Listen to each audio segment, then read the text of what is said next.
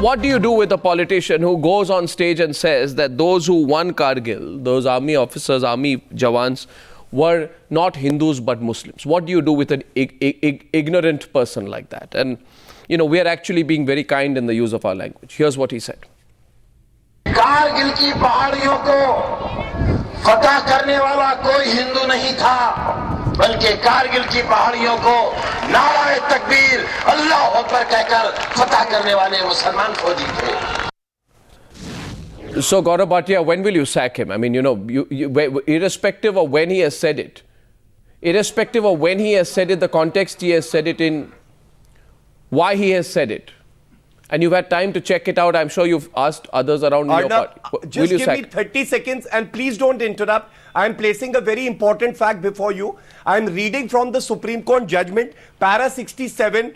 On that date, 20 days back, the Supreme Court notices that state has already moved 26 bail cancellation applications against accused persons. Para 67. No, what am I talking to you about? You know, one second. My question was on Azam Khan. I'm going to come back to the bail application part. My question was about Azam Khan's comment. That is important enough. Because it's very important. I know it's important. By incorrect facts, you are misleading the nation. What incorrect facts? Para 67, I'm reading 26 bail applications, cancellation of bail were moved. This has been noticed by the Supreme Court. Please, para 67, read this. No, one second. I'm placing it which date is that? So the action did not start 2 days ago. Which date is that? Yeah, I'm giving you this.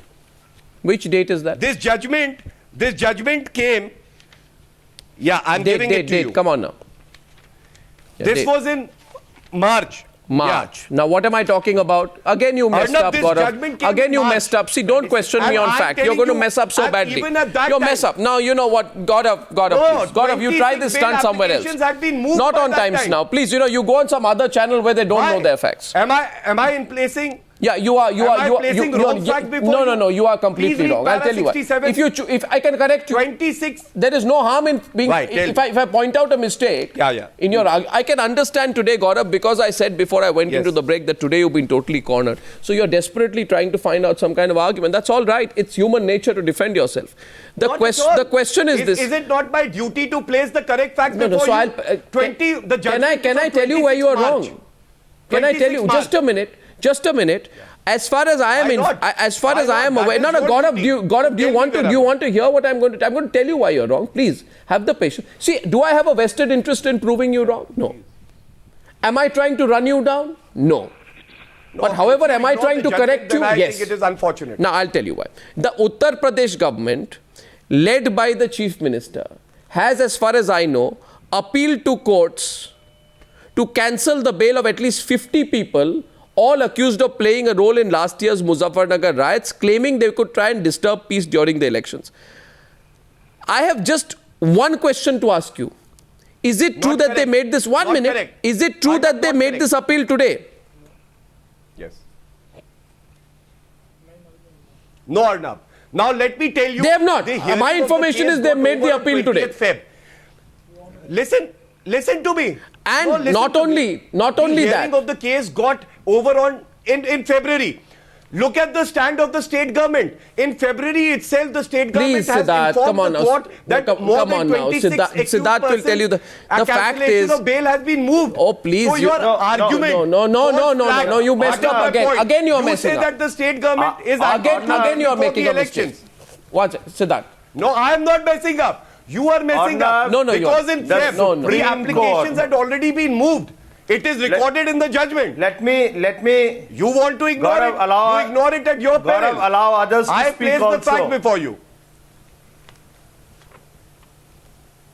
Why not? Please go ahead. What really has happened is you have moved today looking at the timing of the elections. You had no intentions to do anything. No, Mr. But it's just a timing and to give I a deny message. that. Let me also correct you. You keep applications were moved. No, before February. Please allow. Before February. Gaurav, there is we all have been listening to you. You have to move we have been listening to you. Please listen to us also. Advice. You have been saying number of times what the Supreme Court has said. Now let me also tell you, Supreme Court had said the prima facie it is that the state government, and I'll read it, they said we prima facie hold state government responsible for negligence and preventing violence in Muzaffarnagar.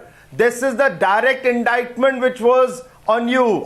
Remember also during the course of the riots and after violence? that, then the relief work was happening, you had taken out a circular. Your MLAs murdered people, Siddhartha Singh ji, listen, and you the talk about circular negligence. said the relief to go only to the Muslims. No, Mr. Siddhartha Singh. This is the level you had gone down during the Muzaffarnagar riot. Your The MLAs. relief has to go only to the Muslims. MLAs. Then Supreme Court again. Joining the debate is Maruf Raza, strategic affairs expert. Level you are on.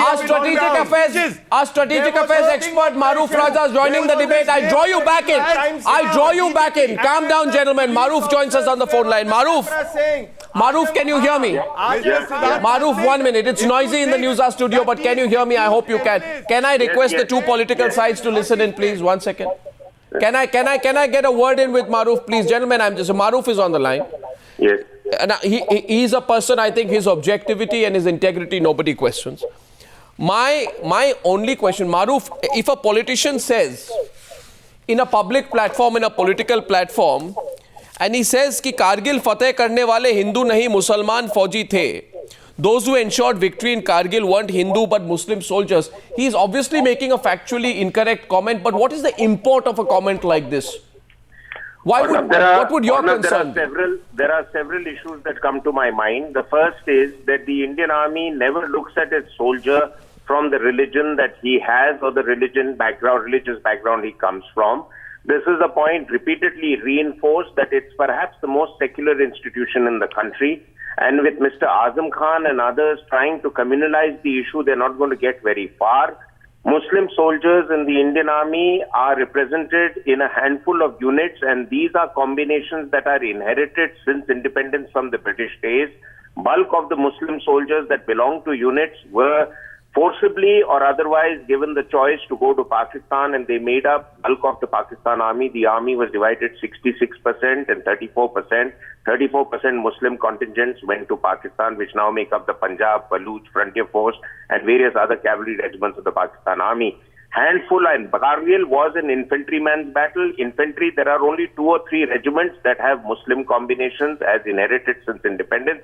The Grenadiers, the Rajputana Rifles, and perhaps the Jammu and Kashmir Light Infantry. However, in the history of Kargil, and there are several books that I can quote from the top of my head, General Malik's book, From Surprise to Victory, and there are books by General Verma, there are books by 5 or 6 other eminent authors. All of them, there is no reference specifically to any Muslim contingent having turned the tide of battle. They followed orders that came from the top.